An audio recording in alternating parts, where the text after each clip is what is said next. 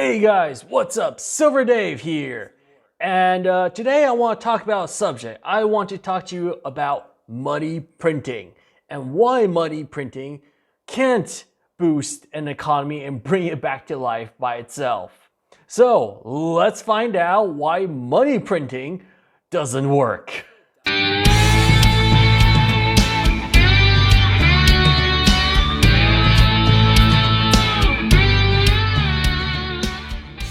So I made this little diagram here. Let's get the red paintbrush out. I made this little diagram here to kind of represent how an economy looks, right? And as you can see, there's many flows. There's goods and services and money flowing. But let's start at the start of an economy, right? At one point to see why and how the economy works and how money circulates. And why in the end, when you print money and you just dump it into the economy, it doesn't work because the problem is elsewhere. So first of all, let's start with Joey. Here he is, Joey. Joey produces pies. He's a pie producer. He makes lots of pies, and he also hires people, he runs a business, and he makes wonderful pies that everybody loves. And Joey, well, to live, he needs goods like food, tools for home improvement, a house, a car, and raw supplies to make his pies. And he would also like to sell his pies because, he wants to basically live.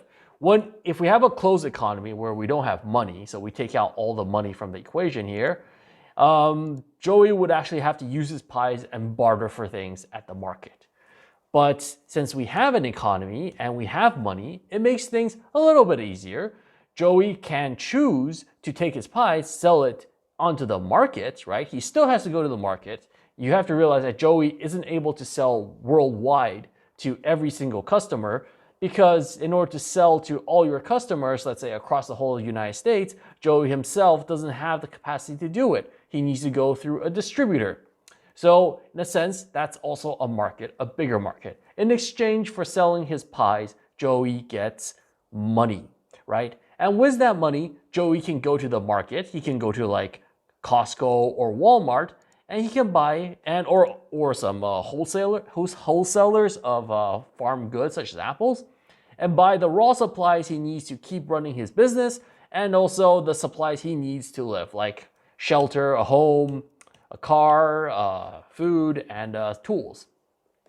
So this is Joey's part of the economy. He sells pies, he makes a little bit of profit, and he uses this to keep his business going and circulating. And in this market, there are distributors and wholesalers.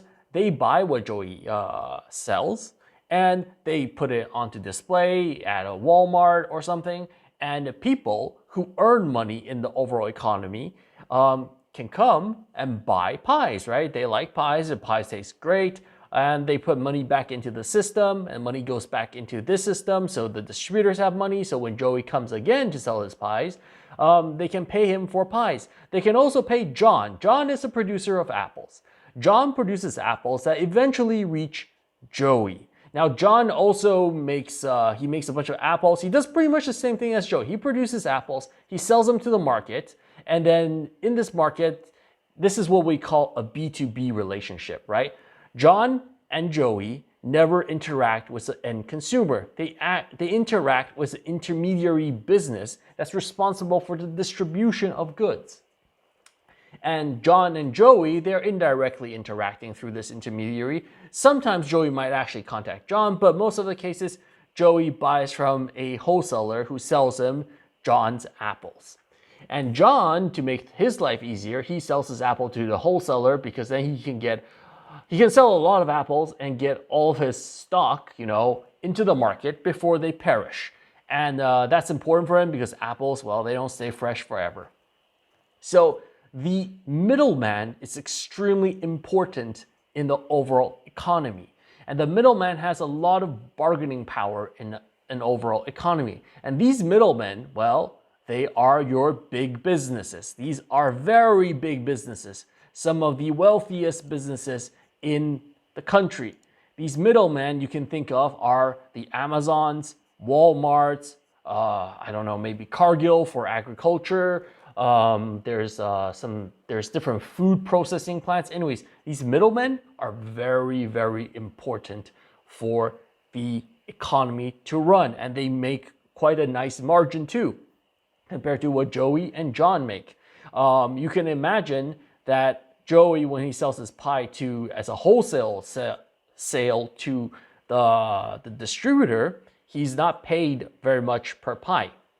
Overall, Joey's quite happy because he still sells a lot of pies and he makes a nice profit margin. But the wholesaler, when he sells to the customer, he's probably selling the pie already at a 50% markup to what he brought from Joey. And if you factor in his transport costs, he might make a 5% margin on the overall sale. This is 5% is the typical margin for most, I would say, retail B2C goods, and for services is around 75%. So there's a more margin in services, but there's always a bit of a margin. It varies depending on the industry. Some industries is lower, like foods, it's relatively low. The distributor makes about 5%. In most markets, in the Swiss market, they make a lot. They make because there's no competition. Overall, these businesses, right, when they start up, they're also very capital intensive. So to run their business, shipping and everything, and to set up all the warehouses and to finance new expansions over time, they need financing. So they issue what's called securities. This part here, securities in the form of debt or shares. And you can buy these shares. You can buy an Amazon share. You can buy a Walmart share. You can buy some corporate debt.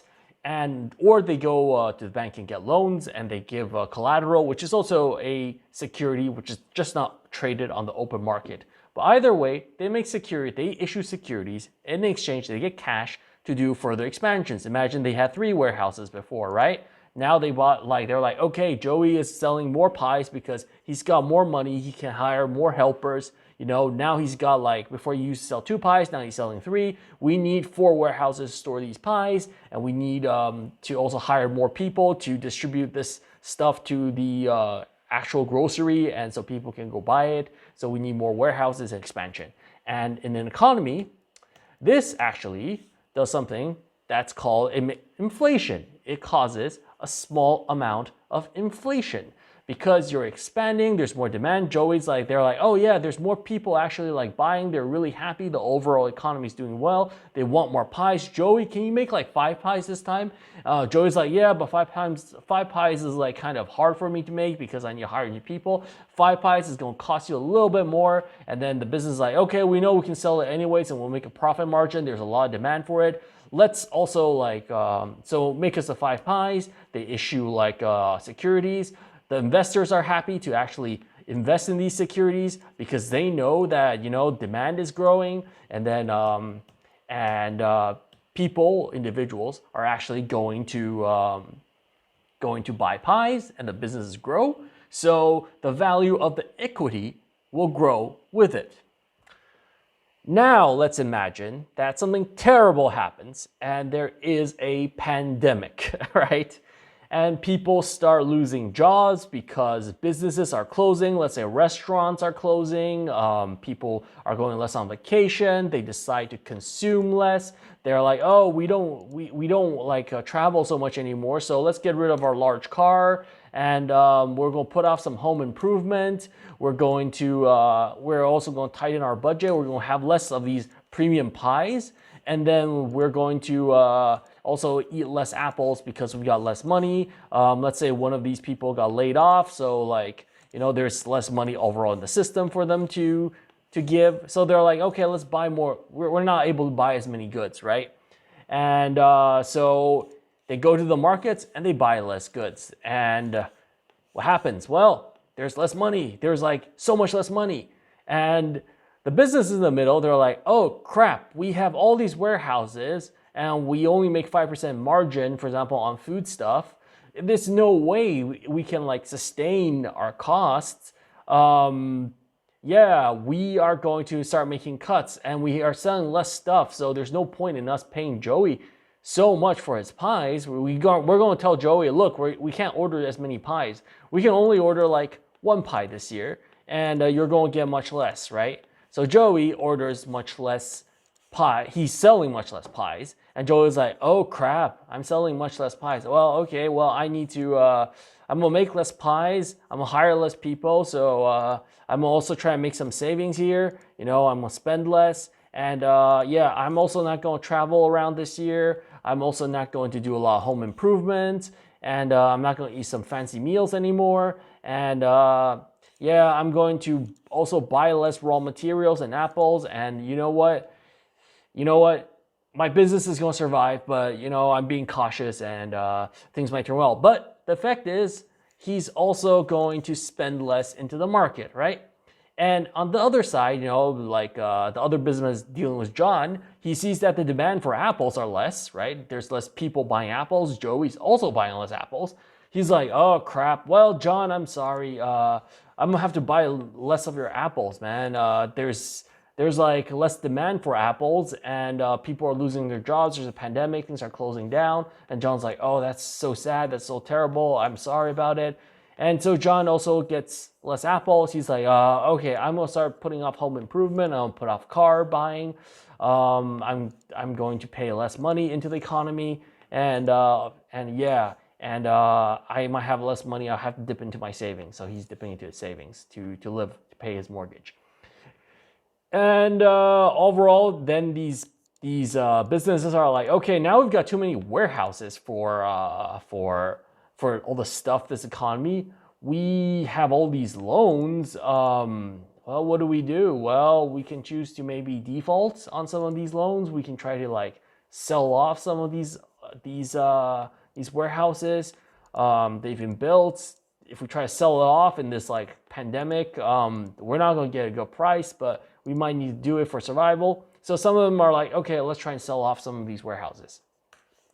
And overall, they sell off some of these warehouses. They're like, yeah, our businesses are shrinking, so they're issuing less obligations. But also, they're like, we can't really pay that much more anymore. And yeah, and we have to still service these loans, so our profits are less. And investors are not happy. They're like, oh crap, these paper value things, these securities, they're worth less. They're not happy. They're bleeding money too. The banks are not happy because they've got all this like collateral that how these things are coming to them, and basically they are not loaning money, so they're not getting money in exchange and so on. And there's overall less money here too. And they have a liquidity problem because then these people, they're like, oh yeah, we want to take out our banks. We want to like sell our securities or we want to cash out. And then there's not enough money to go to the investors too. And then there's a bank run. That's overall what would happen if there's no intervention, right? And it's pretty bad because this part would fail and people panic and overall the economy takes a downturn. And we go into what's called a depression because the goods aren't circulating, and that's a problem because people don't have confidence, and people are losing jobs, and it has this knock-on effect. And we can see that since it's circular, we saw that when Joey's not buying, he's making less pies because people want less pies. It has an effect on John, who makes apples, and he gets paid less apples. Then these businesses, they start selling off their buildings. They're hiring less people. Joey's hiring less people. John's hiring less people. People have less money because they're being laid off. And then overall, they're consuming less and less and less. And over time, they can consume even less and even less and even less until like a bottom amount, which is truly miserable. And then over like a period of maybe like 10 years, things start picking back up again. And then things start like reversing. And then we have people either like, oh no, we're starting to lend money again because people actually want to buy more stuff and so on. But it takes time to heal. And this is what most governments want to avoid because most governments, they need to be elected. And if you are in the government and you want to be elected and the economy is constantly in a depression and people are jobless, it doesn't really look good on your resume. So what do? Well, they only have pretty much one choice. They're like, okay, so let's intervene where we can intervene. And where we can intervene is on the banking system because the banks actually depend on the Federal Reserve and the government, well, mainly the Federal Reserve, and they have their deposits with the Federal Reserve. And the Federal Reserve has the power to print money. It doesn't have the power to directly inject money into the banks, but it can do something where it intervenes and exchanges money for collateral, like a bank, but a bank for banks. So it tells like the Federal Reserve is like, okay, banks, now you have, let's say you have less money, right? You're lending less money, you have less money in the bank, and people are borrowing less money. And these, let's say these loans, right? The interest rates are so high right now, these businesses, they can't service them. They would, instead of giving you paper and then paying you interest on them, they'll rather walk away and give you a building. And you don't really want a building as a bank, because what are you going to do with a building as a bank? It's worthless for you. Unless you can sell it, but it's a crap market. Nobody wants your buildings. So here's what we're going to do. We are going to intervene on the securities market, and we are going to buy them from you at a fixed price. We are going to take this money, right? And we're just going to give it to you. And you are going to give us, in exchange, a whole bunch of these securities, right?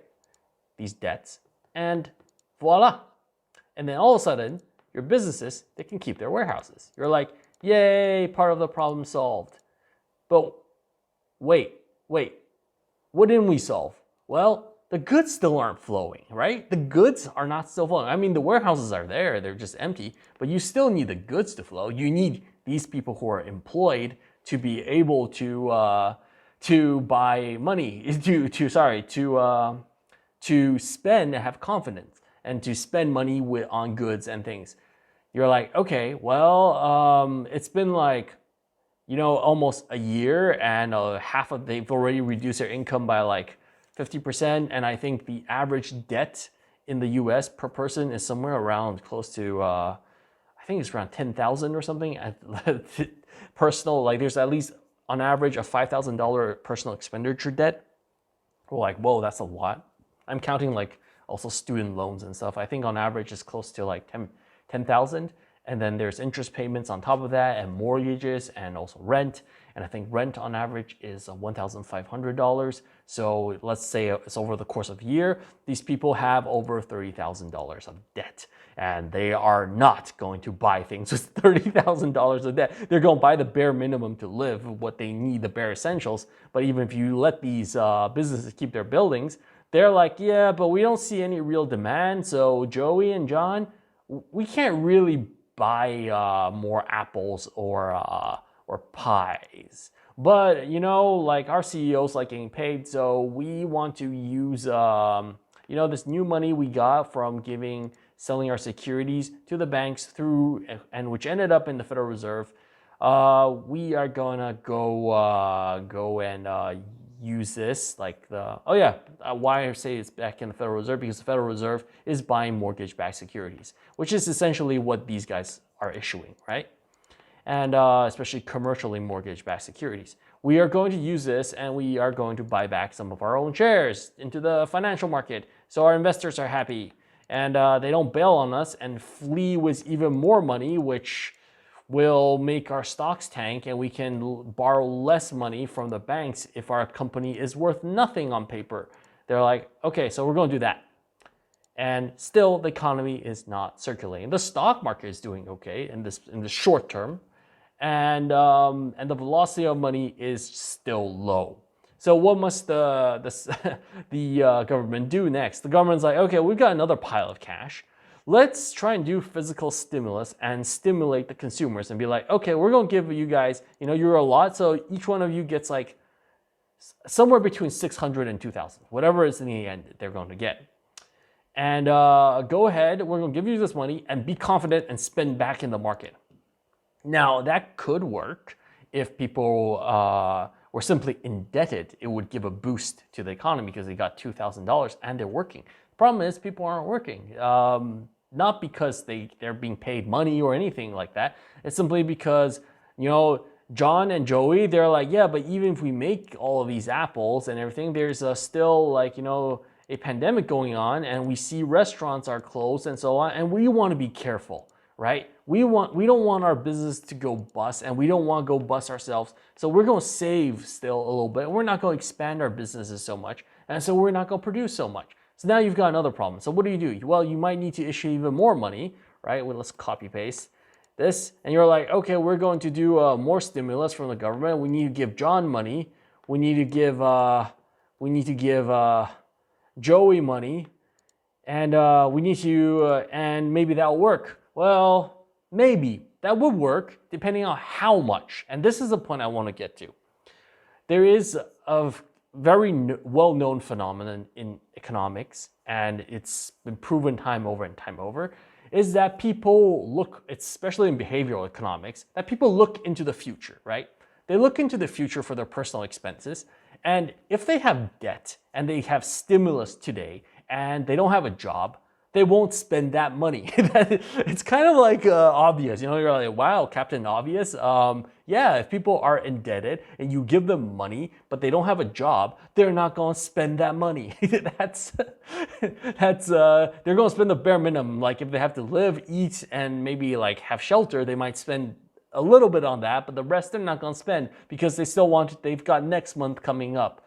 So you've got a choice, right? You can choose to keep printing money, but it doesn't bring confidence back up immediately. It might alleviate a little bit, but it will not boost the economy and make this thing flow. And the reason why I bring this up is that when goods flow, money flows, and when money flows, the velocity of money increases. And you see that in this chart, that's by the Federal Reserve. And you see this, that since 2008, right? Since the last recession, when people suddenly, all the markets crashed, a lot of people lost their homes, they had to walk away from their equity and everything, they lost a lot of capital. It slowed down the economy. It slowed down the economy over a long period of time. And I would say only in 2017 did it start stabilizing, and potentially, we started moving maybe upwards a little bit. And then we had the repo crisis, and the Fed decided to re-inject money into the banks. But besides that, if you look at where we are now, is that we've fallen off a cliff. It means that even though they've done so much quantitative easing and printed so much money, and they're going to give confidence, and they're saying we are going to give you physical stimulus, right, to the average person, maybe to businesses, these are PPP loans, and so on, it's still not enough to get people to go out and spend. And the reason is people have constantly occurring, recurring costs. And the only way you can really make goods circulate is if you intervene directly in part of the businesses to make the goods circulate. And that's, I would say, almost an impossible task, because when governments try to intervene directly for the distribution of goods, it can work to a certain amount, but it's never fully efficient. It's relatively inefficient, and you do have to spend even more money. So the reason why I say we're only at the start of money printing is that they will print money, and they will keep having to print money. And it's like putting somebody on life support. It's the economy on life support, pretty much. Now, it can recover. It's not that it can't recover, but the scale of money printing and inflation that you have to generate in the economy is humongous to create the effect. Now, one of the reasons why the Federal Reserve says they want to see these goods go into inflation is that if people today, they expect to see that a pie, they want to buy the pie today, and they know that in 3 days the pie will be more expensive, they will buy the pie today, and then they will restart the cycle of goods.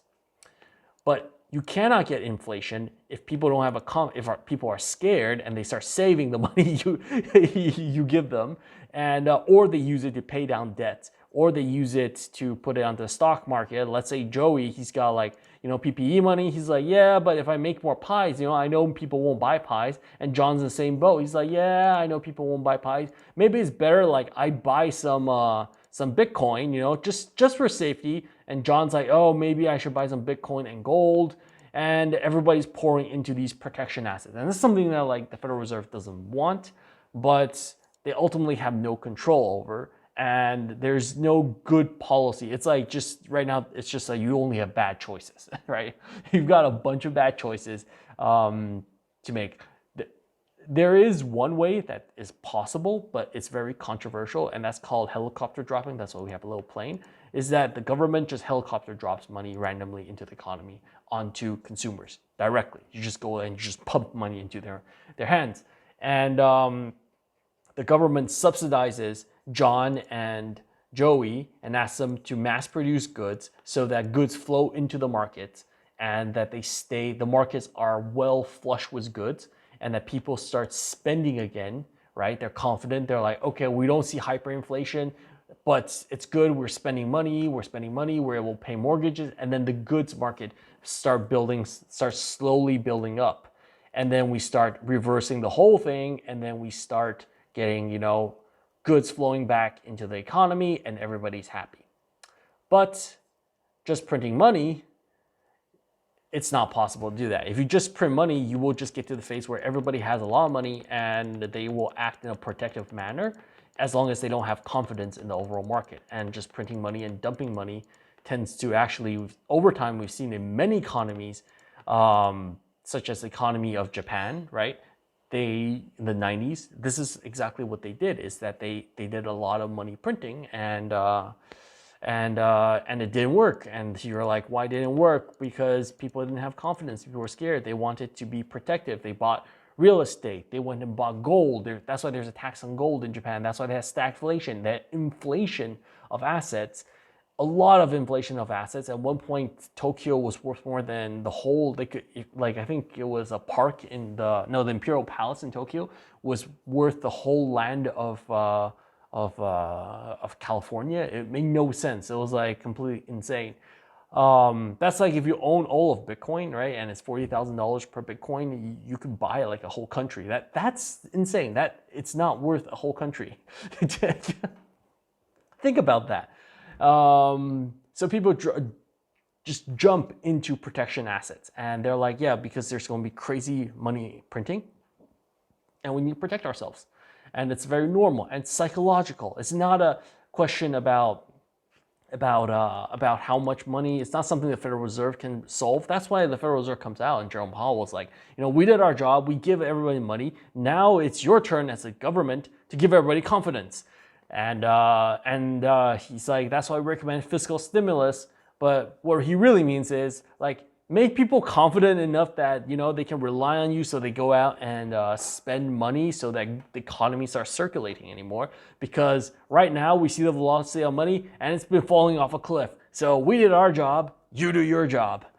And I would say with the current environment and what happened last Wednesday, I don't think there's very much confidence going on. It would take a lot of effort, political will, and coordination and agreement and consensus to bring confidence back.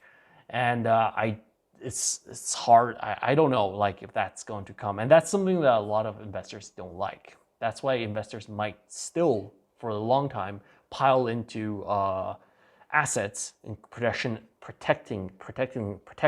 assets such as gold, cryptocurrencies, and other things. Although today I looked at the crypto market, it's like it dropped, which is kind of normal because at 40,000 Bitcoin, it's just insane.